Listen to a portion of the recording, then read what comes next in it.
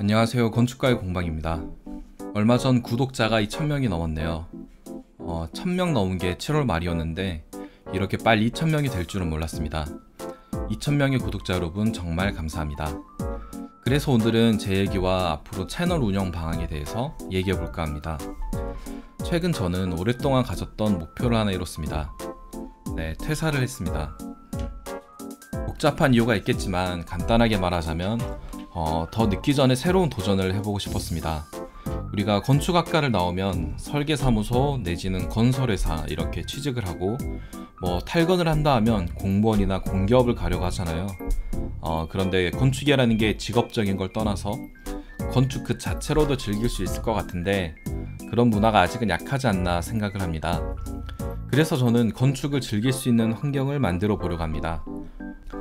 건축에 담긴 이야기를 즐길 수 있게 되고 또 건축에 대한 관심이 계속해서 높아진다면 그리고 건축이 문화로서 더욱 성장하게 된다면 건축을 업으로 하는 우리들이 좀 더 좋은 시스템 안에서 일을 할 수 있지 않을까 생각을 합니다. 이런 생각을 하게 된 계기가 있는데 제가 사무실에서 맨날 똑같은 거를 하고 일도 슬슬 재미가 없고 해서 도면 치면서 팟캐스트를 한번 들어볼까 했습니다. 뭘 들을까 고르다가 예전에 리만 가설을 정말 재밌게 설명하는 유튜브 영상을 봤었는데 그분이 하시는 팟캐스트가 있다고 해서 하나씩 들어봤습니다. 그게 과장창이라는 팟캐스트였는데 그 어려운 과학을 얘기하는 게 너무 재미가 있는 거예요. 보니까 과학 커뮤니케이터라고 과학을 대중에게 재밌게 알려주는 또 과학 문화를 이끌어가는 그런 분들이 있었습니다.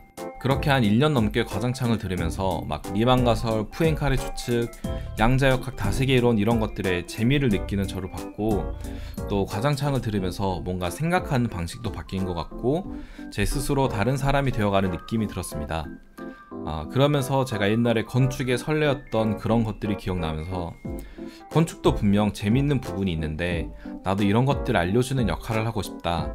그렇게 해서 언젠간 과장창에 게스트로 나가서 건축과 과학에 대해 얘기를 하고 싶었습니다.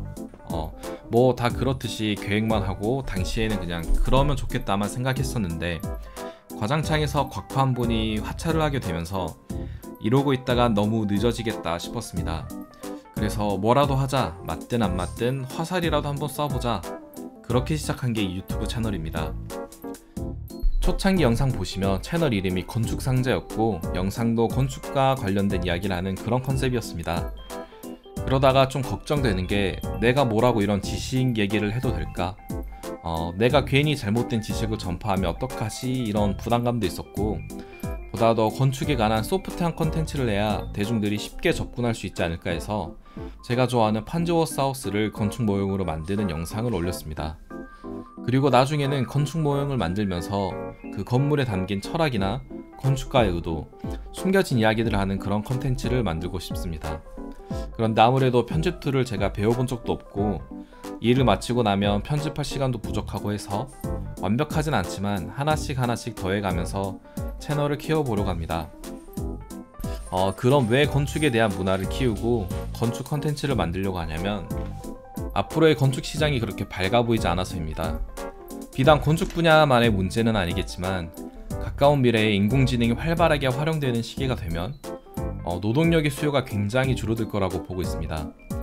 사무실 직원들이 하는 일이 크게 보면 머릿속에 있는 생각을 디지털 이미지로 구현시키는 데 굉장히 많은 시간을 쓰고 있습니다. 그게 도면이든 다이어그램이든 야근의 원인은 결국 이 디지털화하는 작업인 것입니다. 그런데 제가 몇 년 전부터 관심 있게 보고 있는 기술이 있는데 바로 뉴럴링크입니다. 관심 있는 분들은 아시겠지만 간단하게 말하자면 머릿속에 있는 생각을 디지털화하는 장치입니다. 저는 이런 기술들로 인해서 우리의 업무 환경이 엄청나게 바뀔 거라고 보고 있습니다.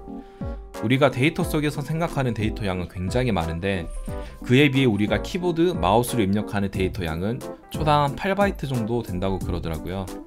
그런데 이런 기술이 상용화되고 우리가 손으로 캐드를 칠 필요 없이 생각만으로 도면이 그려지고 다이어그램을 그릴 수 있는 시스템이 된다면 그리 멀리 가지 않아도 최근에 핀티에서 만들고 있는 플러그인들을 보면 즉각적으로 가구 배치를 해주거나 주차 계획 그리고 심지어는 건물 모델링까지 자동으로 해주는 그런 것들이 있습니다. 벌써 이런 단계까지 왔는데 10년, 20년이 지나서 제가 건축가로서 한창 활동하고 있는 시기에 저 같은 보통의 사람이 과연 일할 자리가 얼마나 있을까 그런 생각이 들더라고요. 그러다가 그러면 해결책으로 뭐가 있을까 또 고민을 했더니 제가 내린 답은 건축이 문화로서 커지는 것이었습니다. 건축이 문화로서 커지게 된다면 우리가 기계적으로 반복되는 작업 속에서 그래도 내가 할 일이 있지 않을까. 나아가 설계 말고도 새로운 분야의 확장을 통해서 마치 마블이 세계관을 넓혀가듯이 건축도 세계관을 넓혀간다면 과학기술이 발전되어도 건축가가 필요로 하는 포지션이 많아지지 않을까 생각을 했습니다. 아무래도 사무실에 있으면 시간적인 제약도 많고 족쇄처럼 느껴져서 나를 밖으로 내보라보자, 허물을 벗겨야지 탈피를 하고 더 커지겠지 라는 생각으로 퇴사를 하게 되었습니다.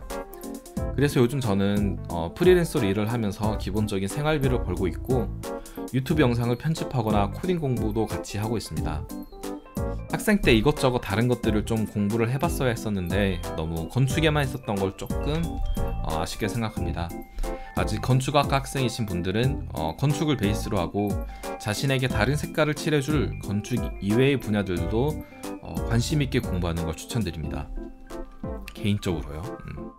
이렇게 오늘은 좀 사적인 이야기들을 했었는데 언젠가는 이런 얘기를 한번 하고 싶었습니다.